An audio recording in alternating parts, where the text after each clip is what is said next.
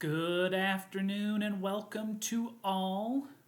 I hope and trust that you've had an excellent day. And since I'm recording on July 5th, a very happy 4th of July to you. I hope that you all had excellent time with fireworks and things of that nature. And I would like to welcome you to officially the first episode of Kessner's Classy Cafe. Today, as I talked to you, or I mentioned in my last video, I want to talk a little bit about my thoughts about the 160th anniversary of the Battle of Gettysburg that we had on July 1st, 2nd, and 3rd of this year. And then I also want to quickly mention the 160th anniversary also of the end of the siege of Vicksburg on July 4th of 1863. And I'm not going to give a comprehensive history or anything like that because there's many places where you can do that. I just want to kind of mention some interesting things, some interesting storylines that I think are really worth delving into a little bit. And there's been thousands of books and thousands of hours of documentaries and things like that if you want to dive into those things a little bit more, you can. I just thought that this would be interesting. And the first thing that I want to talk about is the idea of Gettysburg being a major turning point in the Civil War. A lot of historians think that Gettysburg was the turning point of the Civil War. In fact, if you visit the Battle of Gettysburg site today, which the battlefield is open to visitors, you can go and visit there anytime you want. One of the monuments at a place at the center of the Union line, which we'll talk about a little bit later, but one of the monuments at the center of the Union line is a monument called the High Water Mark of the Confederacy, where a lot of people claim this was the point of the battle where the Confederacy was the closest to winning the war, and then everything that occurred after that was just the ebbing of the Confederacy. And I don't know if that's necessarily true. There were things going on in other areas of the Civil War that kind of disputes Gettysburg being the ultimate turning point. I mean, it certainly was a major battle in the war, but I would not necessarily say that it is the turning point of the battle or of the war. And there's a lot of historians out there that say that too much emphasis is given to the Eastern theater of the war, and that not enough is talked about the Western theater. So, there are those arguments out there. As I said, Gettysburg is split into 3 days. It begins on July 1st with a routine act by a Confederate general named Harry Heath, who will go into the town of Gettysburg looking for supplies. He's grocery shopping. One of the things about the Confederate Army is that, all of the battles of the Civil War, with the exception of Antietam, which was out in Maryland, had been fought in the South. And if you're talking about Lee's army, was fought in Northern Virginia. And that area had been stripped a lot of their resources over the past year, a lot of the food, a lot of the farm animals and horses and things of that nature. And so, one of the reasons that Lee decides to take his fight into the north is because he needs stuff. He needs food to feed his army. And in fact, I was watching a video on the 160th anniversary, and they said that by the time Lee's army left Gettysburg, Pennsylvania, and the north, that they probably had enough supplies to supply his army for almost 6 months. So that's how much stuff they took from Pennsylvania before they went back to Virginia. So Harry Heath makes his way towards Gettysburg because he, Gettysburg is at the center of 5 converging roads, and I think there's also a couple of railroads that go into Gettysburg, and so that's going to be a good place to get supplies. And when he gets there, just outside of this town of Gettysburg, he encounters what he believes is the Gettysburg militia, but it's actually going to turn out to be dismounted cavalry. And Harry Heath is going to go back to General Robert E. Lee, and he's going to say, "Look, I thought I was fighting a militia, and it turns out that I think these guys are cavalry. What do you want me to do?" And Lee's kind of upset with him because he didn't necessarily want to fight then. He wasn't ready to fight because his army was stretched out over about 50 miles between Gettysburg and Harrisonburg, Pennsylvania. And he wasn't necessarily ready to fight, but there had been reports that behind this Confederate cavalry, there was at least one Union corps that was coming up to try to engage Heath. And so Robert E. Lee says, "All right, well, my orders are to attack, converge on Gettysburg and attack." And during the first day of fighting, the Confederates who are to the north and east of Gettysburg are going to push the Union soldiers through the town of Gettysburg, and they will eventually end up in a very famous configuration that looks something like this. So I've marked the town of Gettysburg with an X on this piece of paper, and hopefully one day I can set these things up to where I can show you pictures. But anyway, the Confederate, the Union line is going to begin here and form like a fishhook pattern that's going to come down and butt up against what would become known as Little Round Top, and a big hill in Gettysburg, Pennsylvania. And then right beside Little Round Top is a much larger hill that will be called Big Round Top. Okay? And that's going to be the situation for the day 2 of battle. About 5 o'clock in the morning, Robert E. Lee is going to send out a scout, and he is going to ride along that fishhook pattern to scout out the Union positions. And at 5 o'clock in the morning, this is important, at 5 o'clock in the morning, somewhere close to 5 o'clock, 6 o'clock, somewhere around in there, he is going to see that the Union line has transformed to something that looks like this. Okay? Instead of the fishhook coming down and butting up against this Little Round Top, one Union corps is going to come out and form kind of a point and then go back towards Little Round Top because they're trying to meet up with that Little Round Hill again, but the commander of this Union corps that's doing this doesn't have enough men to reach back to that Little Round Top.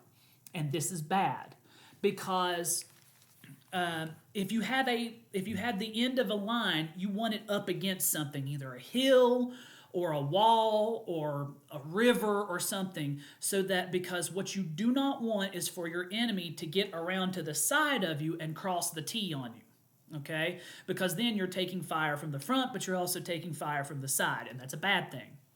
Now, the name of the Corps commander that made the decision to move out ahead of the rest of the Union Army is a guy by the name of General Dan Sickles. And Dan Sickles is one of the most interesting and one of the most controversial figures in the Union Army. He was not a military man. He would become a corps commander, which, unless you are the general of the army, corps commander is the highest rank that you can receive.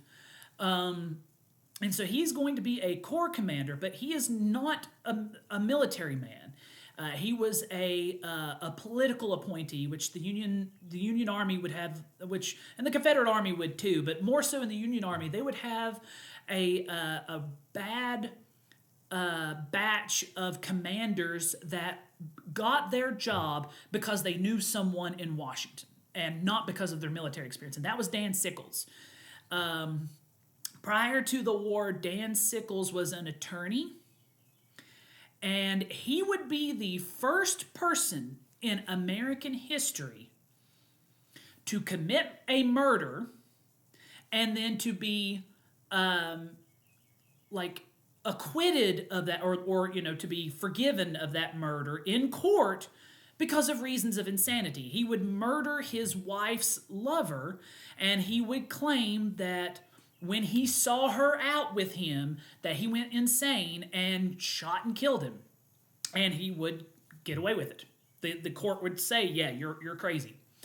All right, and so that's Dan Sickles, and Dan Sickles, at some point during the early, we're talking 2:00 in the morning, early morning hours of July 2nd, 1863, would look at his position in the Union Army, would look out in front of him and see some hills up in front of him and say, I think that is a better spot. And so he's going to move his entire corps into that V shape that we talked about. And that V shape is going to come to an area that would be known as the wheat field and the peach orchard. And a lot of terrible, awful fighting is going to occur there. It's not going to be militarily significant for the grand scheme of things, but a lot of young men on both sides are going to die.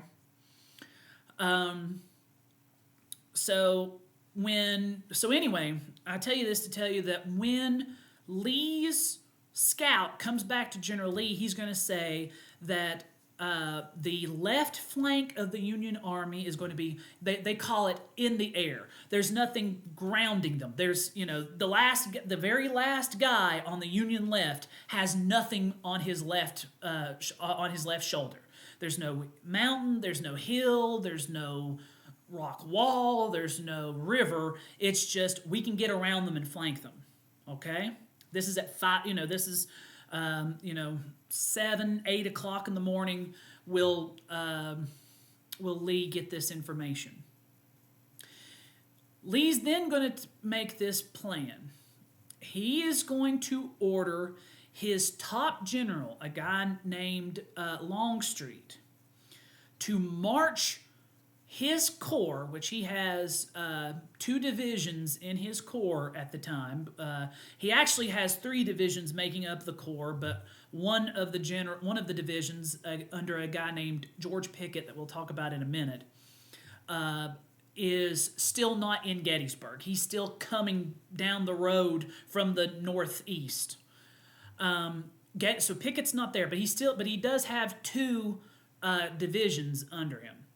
And Lee is going to order Longstreet to move down to this area here. And so Lee is kind of like up in here. He's going to order Longstreet to come down here, get on this hill, and start pushing this way, causing the Union Army to collapse upon itself and outflank them. And that's, in 19th century military tactics, that's what you do. You try to get on their flanks and collapse them in on themselves. The problem is, at some point during the morning of July 2nd, and I don't know what time exactly, a Union scout by the name of General Gouverneur Warren, is going to go ride up on top of this little rocky hill. In fact, if you go to Gettysburg today, there is a statue of Gouverneur Warren standing up on top of that rocky hill. And he's going to look out and he's going to see that Dan Sickles' line is up in the air. And he's going to say, oh no, we have problems. And so over the next ensuing hours, he is going to order troops from like over in here to come down and take positions up on top of this little rocky hill. All right? Longstreet, who I should tell you, Longstreet doesn't want to fight this battle. He is going to spend most of the morning of July 2nd trying to convince Lee that they should actually go all the way down here, go around the Rocky Hill, get in behind the Union Army, and cut them off from Washington, D.C., which is like back down here. All right? He's going to argue for that. Lee's going to say, no. We won yesterday. The Union Army is here. How can I make my troops? It would be bad for morale to make my troops leave from this victory and go around to the right. So Longstreet's upset. He doesn't want to do this anyway. But he's also a military officer. And whether he's happy or not, it doesn't matter. He has his orders. He will carry out his orders to the best of his ability, because that's the type of person that James Longstreet is. So he's going to move down here. Well, the problem is he still thinks that the Union Army the flank is up in the air. Okay? So that by the time they get down here, the Union Army has actually connected again, and they actually have troops up on this rocky hill. And he basically will order this gallant charge up that hill, and a colonel from Maine, a guy named Joshua Chamberlain, a very interesting person. If you have time, go check him out. But anyway, Joshua Chamberlain is going to order this very heroic march where his Union troops are going to sweep down the hill. They're going to sweep aside the Confederate army, and Longstreet's going to get beaten pretty bad on day 2. Okay? So we're going to go to day 3 because I'm running short on time and I want to wrap this up. On day 3, they're going to go back to the regular configuration. Somebody's going to knock Sickle on the head and say, hey, look, get your guys back here into formation. And they're going to have this fishhook formation again. And Lee is going to order again his top commander, Longstreet, to make a charge that history will forever know as Pickett's charge. And basically what they are going to do is he's going to have 15,000 men under George Pickett and a couple other Union generals, but we're going to just talk about George Pickett because it's going to be called Pickett's charge. That's basically going to hit the Union Army right in the middle, because I didn't tell you, but while Longstreet is down here trying to attack, Lee's going to have another general up here attacking this end, and he's going to say, and in both cases, the Confederacy is going to be defeated. So in Lee's idea, or in Lee's mind, if the flanks are strong, then the center must be weak. And so he is going to order what would at the time be the largest artillery barrage in North American history. they are going to fire cannons for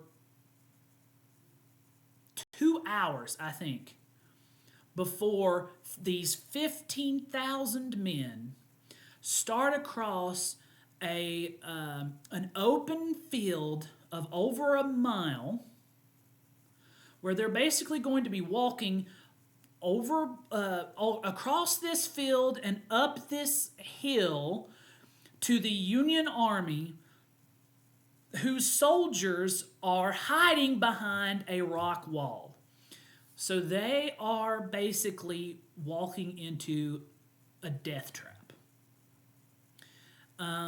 They are going to be walking into the worst fighting that has occurred probably up to that point on American soil. I mean, it's going to be brutal.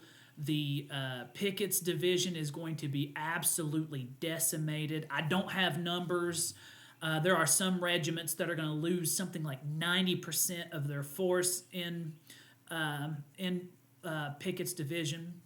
And the thing about it, I told you, Longstreet doesn't want to do this. Longstreet didn't want to fight the day before. He really doesn't want to fight this battle because he knows what's going to happen. In fact, he is so emotional on day 3 that when Pickett comes to him and says, "General, do I have your permission to move my men forward?"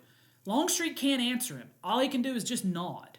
Because again, Longstreet knows what's going to happen. He does it in protest. He doesn't want this to happen because he knows he is getting ready to order his men to be slaughtered. But he's a general. He's a military man. He's not going to go against his commanding officer. And Lee has told him, take the hill. And Longstreet feels that his duty is to carry out Lee's orders. But he's so emotional that he's actually going to be leaning against a fence when Pickett rides up. And Pickett says, "Do I have your permission to move my men forward?" And Longstreet just nods at him because he can't speak, because he's so emotional. And so with Longstreet's nod, 15,000 men come out of a little forest. They cross this open field of more than a mile, and halfway to their target, they have to climb over a fence, which that leaves them a sitting duck. So the Union artillery is just sweeping away huge swaths of them, and then as they get closer, they start using what's called canister, which is basically it turns a cannon into a giant shotgun, basically. Plus, they're now in range of the muskets of the Union Army, and they just start opening up into them and start shooting, and it just absolutely decimates the Confederates. And even then, the Confederates actually get over the wall and start pushing the Union troops back under, and the guy that would lead them over is a guy named General Armistead. And Armistead is actually he's an interesting individual, and I encourage you to look up more about him. But at one point during the charge, he notices that his men are starting to back off from him and to not come forward with him. And so he takes his hat off and sticks it on the end of his sword and starts waving it around and saying, "Come with me, boys, come with me." And they follow him over the wall. I don't know how many, but a subset of those 15,000 soldiers will follow him over that wall, and then they will be decimated. Armistead is going to be shot and will be mortally wounded. He will eventually die at Gettysburg. Several of the generals that make that march will die. The Confederates will be pushed back. and they will never, and eventually they will return back to Virginia, never again to invade the North. Now, as I said, this battle, and there's so much more about it, so I encourage you all, look it up. But this battle has been called the turning point, and that point has been argued for 160 years.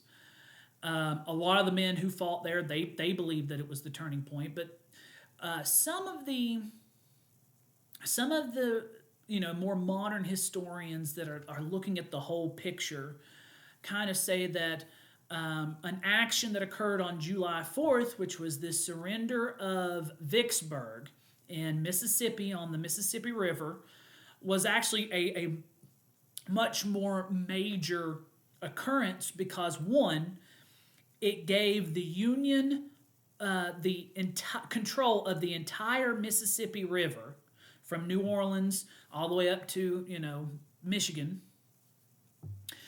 But it also brought to the forefront the commander of the Union Army at Vicksburg, a man named Ulysses S. Grant, who after, Lincoln had had his eye on Grant for a while because he had had a string of generals in the East who were afraid to fight, and they weren't fighting, and I apologize about the background. But anyway, they were afraid to fight, and then suddenly along comes Ulysses Grant, and Grant's not afraid to fight. In fact, some of Grant's detractors, some of Grant's nemesis or antagonists in the army that was fighting with him, they complained that he was a drunk. And at one point, Abraham Lincoln's going to say, well, if he's a drunk, he's a fighter, so find out what whiskey he's drinking and give that whiskey to the rest of my generals, and maybe they'll fight too.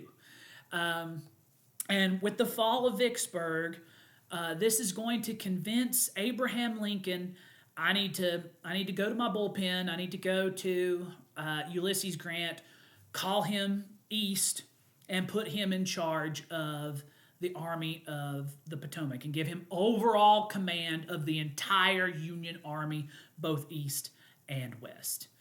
And so anyway, that's just a little bit of background on Gettysburg.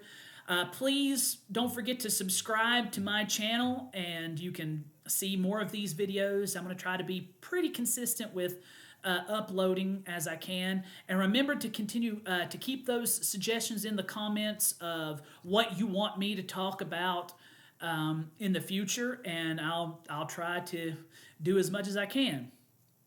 But as for now, have a great day.